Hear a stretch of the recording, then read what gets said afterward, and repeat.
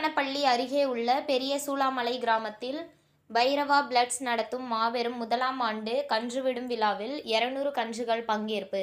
குறிப்பிட்ட தூரத்தினை விரைவாக கடந்த கன்றுகளுக்கு இருசக்கர வாகனமும் மற்றும் பல்வேறு பரிசு பொருட்கள் வழங்கப்பட்டது.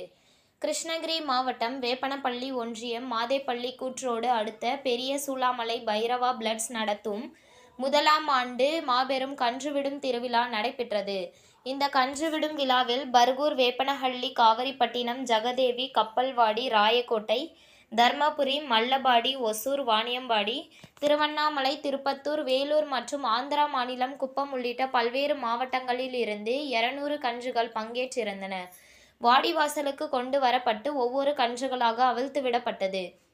இதில் 100 மீட்டர் தூரத்தினை மிக குறைந்த நேரத்தில் விரைவாக கடந்த கன்றுகளின் உரிமையாளர்களுக்கு இருசக்கர வாகனம் மற்றும் பல்வேறு பரிசு பொருட்கள் வழங்கப்பட்டது. மேலும் இந்த விழாவில் ஏராளமான இளைஞர்கள் மத்தியில் அவிழ்த்து விடப்பட்ட கன்றுகளை இளைஞர்கள் தட்டி உற்சாகப்படுத்தினார்கள். இந்த கன்றுவிடும் விழாவிற்கான ஏற்பாடுகளை பெரிய சூளாமலை பகுதியை சேர்ந்த ஊர் பொதுமக்கள் மற்றும் இளைஞர்கள் சிறப்பாக செய்திருந்தனர்.